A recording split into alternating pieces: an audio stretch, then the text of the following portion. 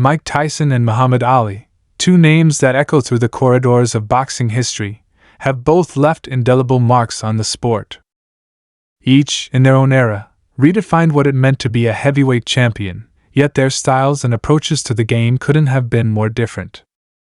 Tyson's destructive power and unrelenting aggression were the hallmark of his prime, while Ali's brilliant footwork, unparalleled boxing IQ, and strategic mastery made him a legend in his own right.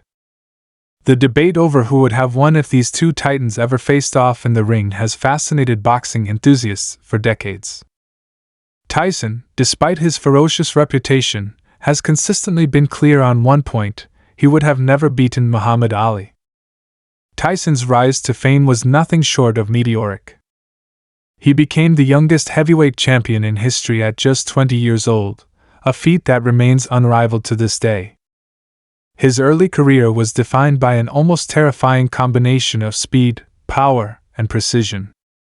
Tyson's knockout record is legendary. 44 of his 50 wins came by way of knockout, and many of those victories came in the first few rounds.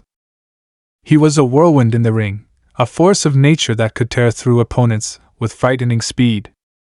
The baddest man on the planet was a title earned through brutal displays of power and athleticism, and in his prime, Tyson was nearly unstoppable.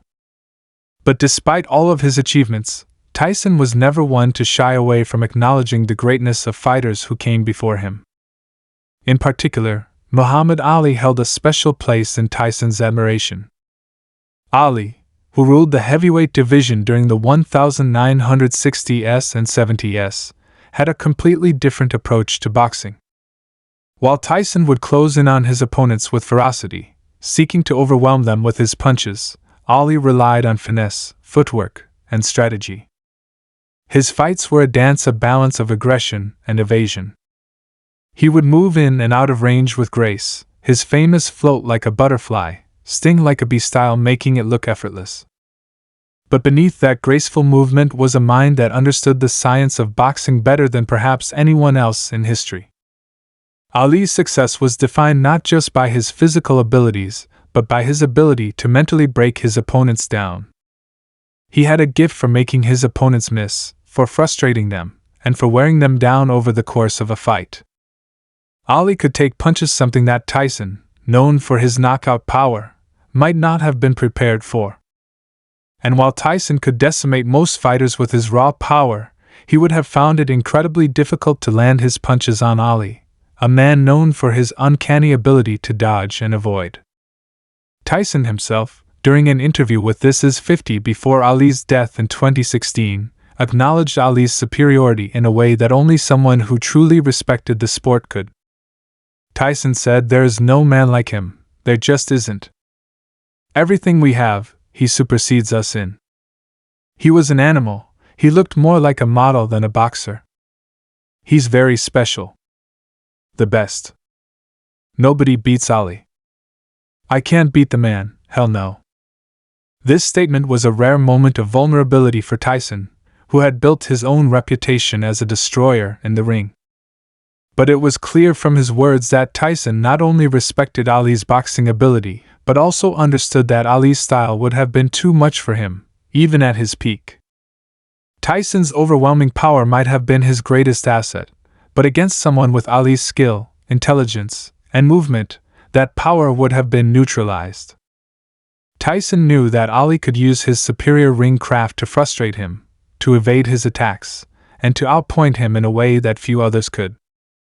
It is also worth considering the contrasting mentalities of the two fighters. Tyson was known for his ferocity, his kill or be killed mentality. He would often rush into the ring with an intensity that bordered on madness, seeking to overwhelm his opponents before they could react. This approach, while effective against many of Tyson's foes, would have been less effective against Ali, a man who thrived on controlling the pace of the fight. Ali was known for his trash talk and his psychological warfare, often getting into the heads of his opponents before the fight even began. Tyson, in contrast, was a man who fought with raw emotion, sometimes allowing his mental state to affect his performance. Ali, with his calm demeanor and mental fortitude, would have known exactly how to handle Tyson's emotional intensity. Beyond their fighting styles, there was a philosophical difference in the way the two approached boxing. Tyson, a product of a tough upbringing in Brooklyn, was molded into a champion by his trainer Cus D'Amato. D'Amato instilled in Tyson a philosophy of aggression and intimidation: kill or be killed. Tyson's method was straightforward: get in, land the knockout punch, and get out. Ali, on the other hand, was a student of the sport in a different way. His boxing was more cerebral. He understood the science behind it, how to outthink, outmove, and outlast his opponent. He didn't just beat people physically, he beat them mentally as well. Ali's ability to stay cool under pressure, to read his opponent, and to execute a strategy over the course of a fight was something that Tyson never quite developed in the same way. There are those who argue that Tyson's raw power would have been enough to overcome Ali's movement and strategy. After all, Tyson had the ability to knock anyone out with a single punch, and his speed and explosiveness were unmatched. But Tyson himself wasn't convinced. He knew that Ali's skills were too refined, his tactics too difficult to counter. Tyson's heavy hands would have been met with Ali's elusive footwork, and his aggression would have been tempered by Ali's calm, calculated approach. In a hypothetical showdown, Tyson may have landed some powerful punches, but Ali's superior ring IQ and defensive abilities would have given him the upper hand. The possibility of a Tyson-Ali fight remains one of the great what-ifs in boxing history.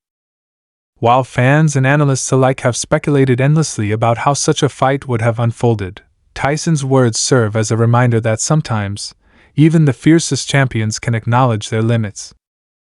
Tyson's admission that he couldn't have beaten Ali, despite his own incredible achievements, is a testament to the magnitude of Ali's legacy. It's a recognition that, no matter how great Tyson was, there was one man whose greatness transcended even the most fearsome fighters of his time. Tyson's career may have been defined by his knockout power, his intimidating presence, and his ferocity in the ring, but his respect for Ali's craft and legacy shows that there is more to greatness than just physical dominance. Ali, with his skill, intelligence, and mental toughness, was a true master of the sweet science, and Tyson, for all his ferocity, understood that he would have been outclassed by the genius of Muhammad Ali.